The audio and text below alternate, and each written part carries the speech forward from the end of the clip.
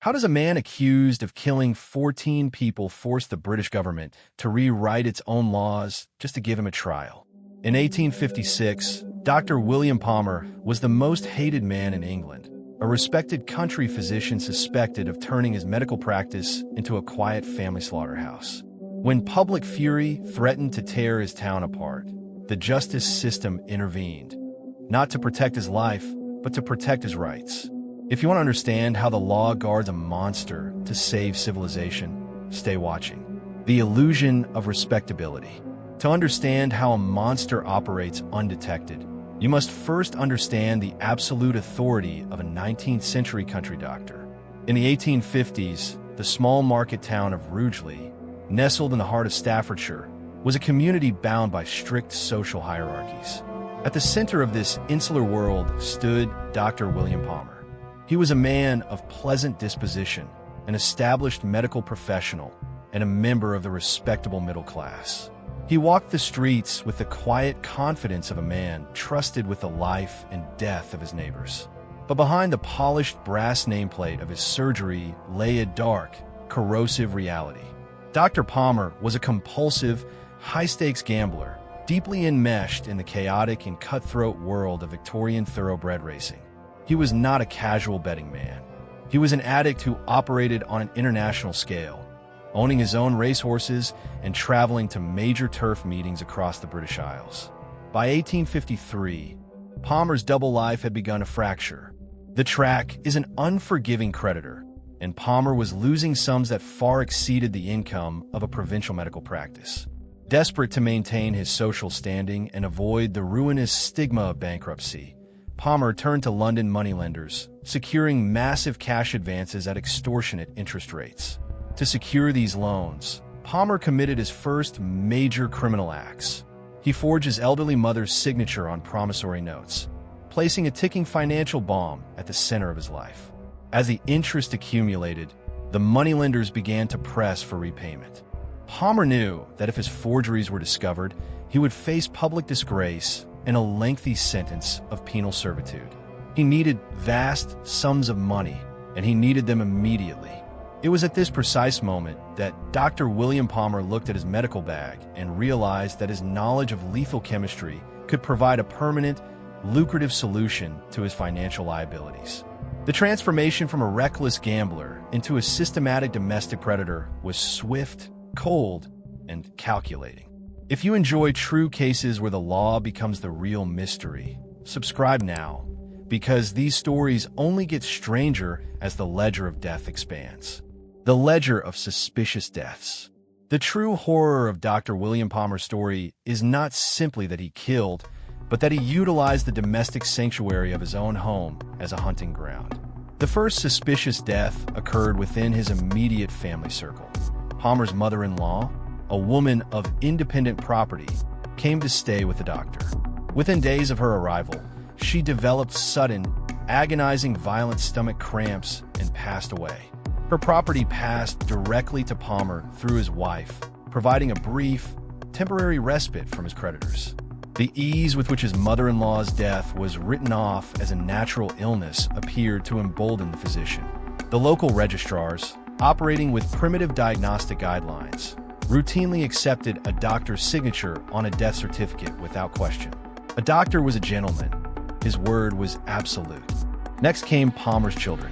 Over a terrifyingly short period, 4 of his infant offspring died in infancy. In each instance, the cause of death was officially recorded as infant convulsions, a common and tragic diagnosis in the Victorian era.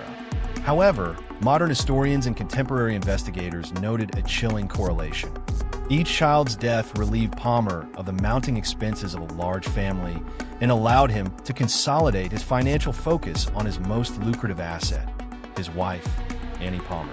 In 1854, with his debts escalating to an unmanageable degree, Palmer took out a massive life insurance policy on Annie, valued at £13,000, an astronomical sum at the time. Within months of the policy being finalized, Annie Palmer fell ill with what was diagnosed as cholera. Dr. Palmer personally attended to his wife, administering her medicine, mixing her broths, and sitting by her bedside. Despite her youth and previous robust health, Annie died in agonizing pain. Palmer collected the £13,000 from the insurance company, using every penny to pay off the immediate demands of his forged notes. But the relief was short-lived. Within a year, the moneylenders were pounding on his door again. Palmer tried the same tactic on his brother, Walter Palmer, securing a £14,000 life insurance policy on his life. Walter, a known alcoholic, died mysteriously shortly thereafter under his brother's medical supervision. This time, however, the insurance inspectors grew suspicious and refused to pay out the claim, launching a discreet investigation into the bizarre mortality rate surrounding the Rugeley physician. Palmer was trapped, his back against the wall, facing imminent exposure for forgery and fraud. He needed a fresh target, someone with immediate liquid wealth. He found that target in his close friend and racing companion, John Parsons Cook. The betrayal at Shrewsbury. John Parsons Cook was everything William Palmer was not: young, independently wealthy, and remarkably fortunate on the turf. In November 1855, the two men traveled together to the autumn race meeting at Shrewsbury. Cook had entered his prized horse, Polestar, in a major handicap race. On November 13th, Polestar won, securing Cook an immediate cash payout of several £1,000s in betting winnings, along with a substantial bank balance held in London. That evening, the atmosphere of the Raven Hotel in Shrewsbury was thick with celebration.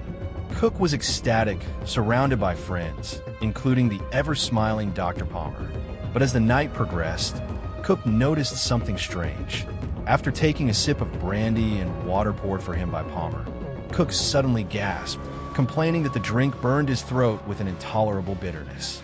Palmer smoothly brushed the complaint aside, laughing it off as the effect of cheap liquor, and took the glass away. Within hours, Cook was violently ill in his hotel room. He was seized with uncontrollable vomiting, his body racked with intense abdominal pain. The celebration had turned into a medical crisis. Curiously, Palmer remained at his bedside, acting as his attentive companion, reassuring the hotel staff that it was merely a severe case of bilious diarrhea brought on by overexcitement and heavy drinking. Over the next several days, Cook's condition fluctuated. Palmer arranged for Cook to be moved back to Rugeley, booking him into the Talbot Arms Hotel, directly across the street from Palmer's own medical surgery. This geographic proximity allowed Palmer to maintain complete control over access to the patient. He personally prepared every drop of medicine, every bowl of arrowroot, and every cup of broth administered to the ailing young man. What the hotel staff did not see were Palmer's rapid, secret excursions. While Cook lay sweating and vomiting in his room, Palmer traveled to London to collect Cook's race winnings using a forged authorization letter. He used that cash to appease his most aggressive creditors. Palmer had effectively hijacked his friend's entire financial identity. All that remained was to ensure that John Parsons Cook would never live to look at his bank balance or demand his betting book. The deathbed and the autopsy panic. On the night of November 20th, 1855, the situation inside the Talbot Arms Hotel reached a terrifying climax. Palmer entered Cook's room late in the evening, carrying 2 pills that he claimed would soothe the young man's stomach and allow him to sleep. Cook, trusting his friend and physician, swallowed the medication. Less than an hour later, the hotel was awakened by blood-curdling screams. The chambermaids rushed to Cook's room to find a scene of unimaginable horror. The young sportsman was undergoing violent, terrifying convulsions. His spine was arched backward with such extreme muscular force that his body rested only on his heels and his head, a classic clinical presentation of opisthotonos. His eyes bulged from their sockets, his face turned a deep, suffocating blue, and his limbs stiffened into rigid iron bars. Palmer was summoned from across the street. He arrived quickly, standing over the agonizing form of his friend, calmly administering ineffective treatments while Cook screamed out, "Murder! Palmer, you are murdering me!" The convulsions grew increasingly severe, locking Cook's respiratory muscles in a vice-like grip. Within minutes, the young man suffocated to death in his own bed. He was 28 years old. The sudden, violent nature of Cook's death immediately following a massive financial windfall, triggered instant alarm.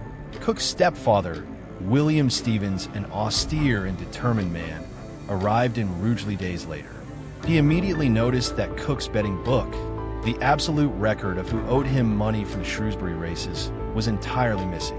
When confronted, Palmer smoothly claimed that Cook was a reckless spendthrift who had likely lost his book and died of a venereal disease. Stevens was not pacified. He demanded a full post-mortem examination to determine the precise chemical cause of death. This demand sent a shockwave of panic through Dr. William Palmer. If an autopsy was performed by competent medical authorities, the presence of toxic substances would be revealed, and his entire life would collapse. The autopsy, conducted in a cramped room at the Talbot Arms, degenerated into a bizarre, desperate farce. Palmer insisted on being present in the room, using his status as a local doctor to interfere with the procedure. As the local surgeons carefully removed Cook's stomach and intestines, placing them into a glass jar for chemical analysis in London, Palmer began to act erratically.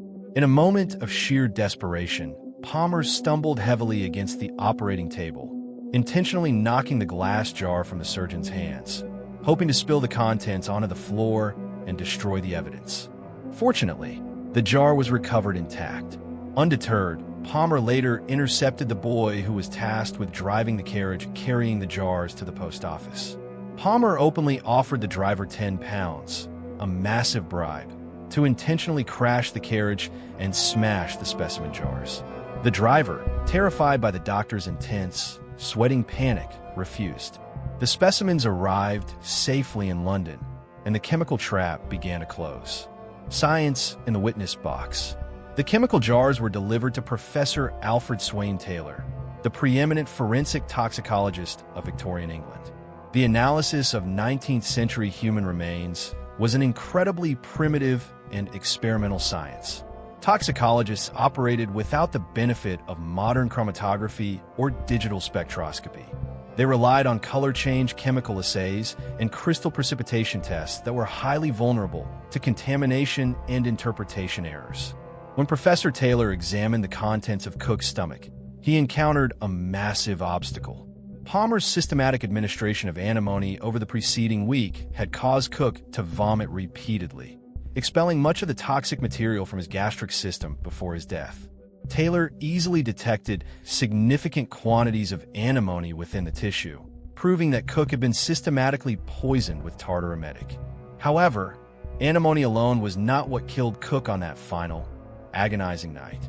The violent, tetanic convulsions pointed directly to a different alkaloid poison, strychnine. Yet, despite his best efforts, Professor Taylor could not physically isolate strychnine crystals from the liquid remains. Today we understand that strychnine is rapidly absorbed into the bloodstream and metabolized by the liver, making it incredibly difficult to detect in the stomach cavity using mid-19th century protocols. This chemical ambiguity set the stage for an unprecedented battle of scientific experts in the courtroom. When the trial opened, the prosecution faced a daunting challenge. Under traditional English common law, to secure a conviction for poisoning, the prosecution was expected to show the physical presence of the lethal substance within the body of the deceased. The defense, armed with a team of rival medical experts, prepared to launch a devastating counterattack. They argued that if the Crown's own scientists could not find strychnine, the court could not legally conclude that strychnine was the cause of death. They suggested alternative diagnoses, claiming Cook had died of natural tetanus, epilepsy, or mental exhaustion brought on by the excitement of the racetrack. The courtroom transformed into a high-stakes scientific laboratory. The jury was subjected to hours of dense, academic jargon regarding the nervous system, the chemical properties of alkaloids, and the biological reactions of animals injected with Palmer's medical mixtures. The case would hinge not just on what the science could prove, but on how the jury interpreted the gaps within that science. The mob and the jurisdictional crisis. While scientists argued in London, a volatile crisis was boiling over in Staffordshire. As news of Cook's autopsy and the missing betting book leaked into the public press, the town of Rugeley underwent a profound psychological shift. The collective denial of the community transformed into an intense, visceral fury.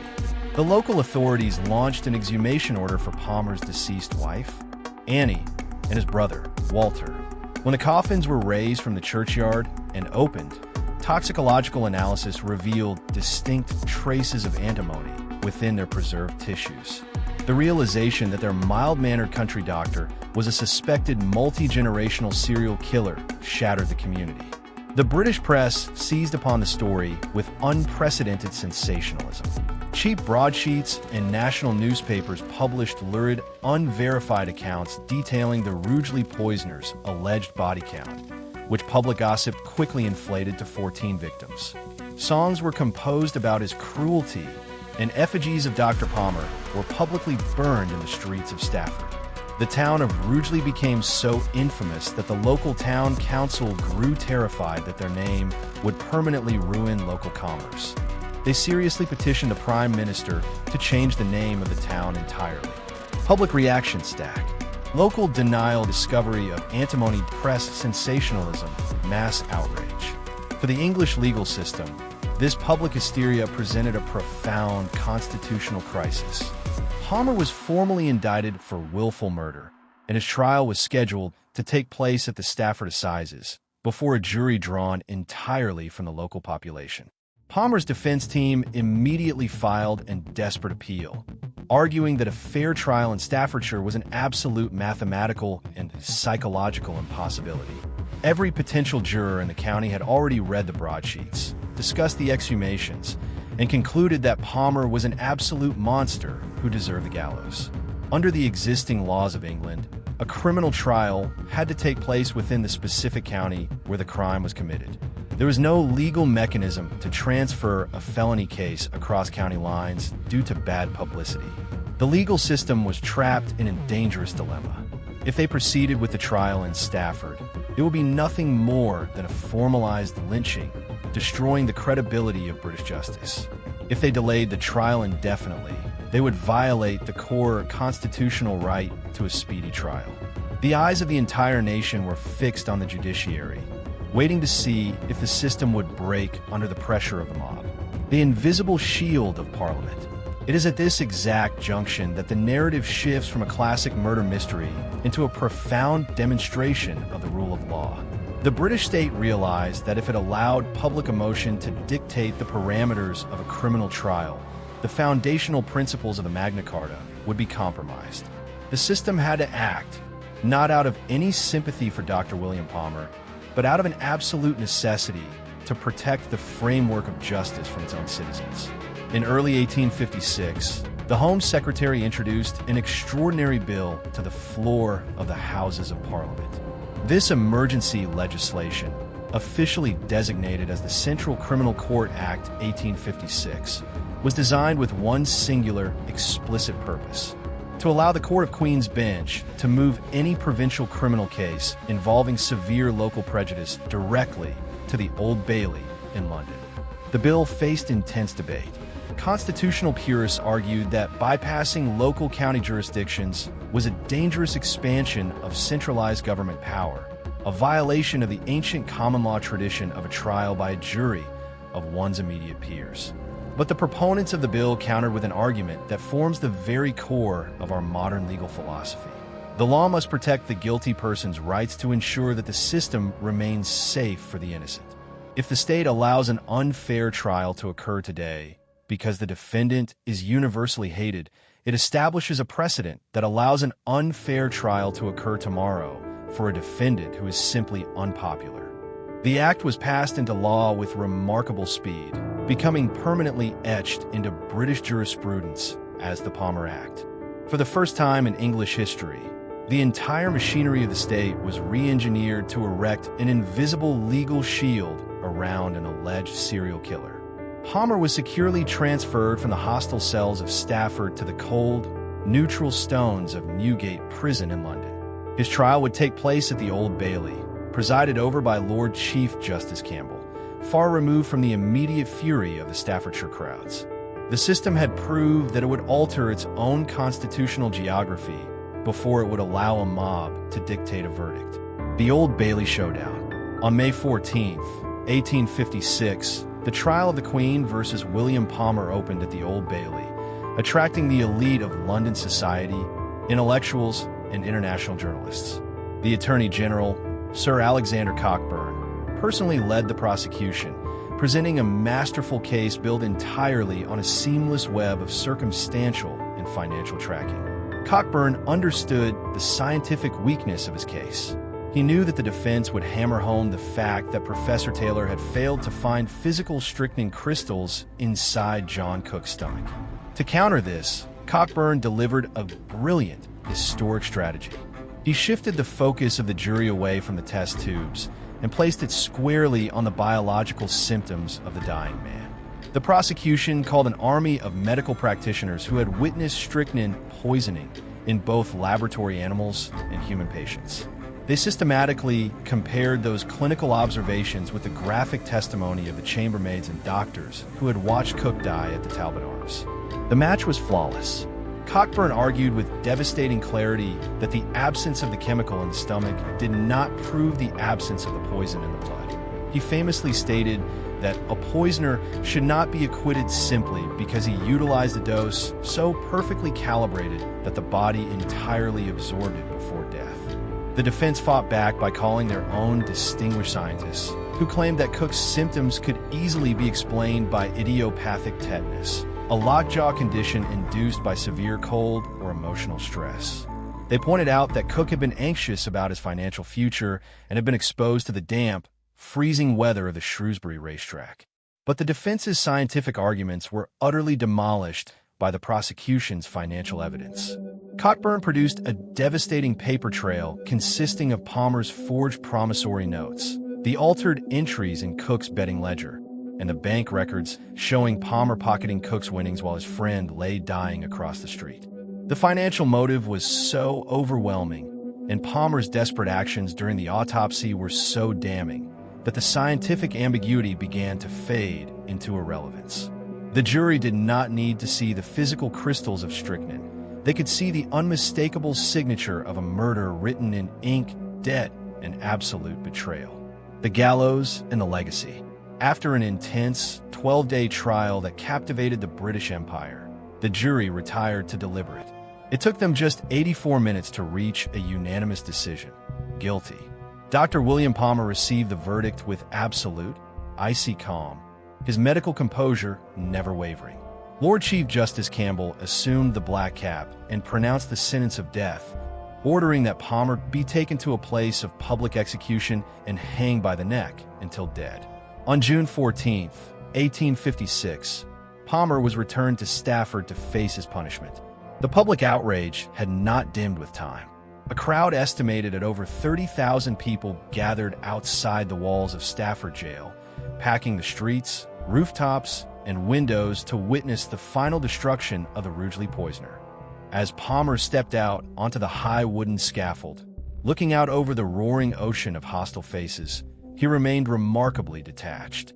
He walked to the center of the trapdoor and looked down at the mechanism. Turning to the executioner, George Smith, Palmer uttered his final, chillingly ironic words. "Are you sure it's safe?" The bolt was drawn, the trapdoor dropped, and William Palmer died instantly, his neck broken by the fall. The crowd cheered wildly, celebrating what they viewed as a victory for justice. But the true victory of the Palmer case was not achieved on the gallows. It was achieved in the legislative chambers of Parliament. By refusing to let a prejudiced community try Palmer in an atmosphere of hatred, the British legal system preserved the sanctity of due process for generations to come. The Central Criminal Court Act of 1856 remains a bedrock principle of modern law, ensuring that whenever media sensationalism or public anger threatens to corrupt a trial, the law will step in to move the case to neutral ground. Sometimes, the system must protect a monster not because it values his life, but because if it breaks the rules to hang him, it breaks the rules for us all. Comment below whether you think the British Parliament made the correct decision to intervene here, and subscribe for more deep dives into the original case files of history's legal mysteries.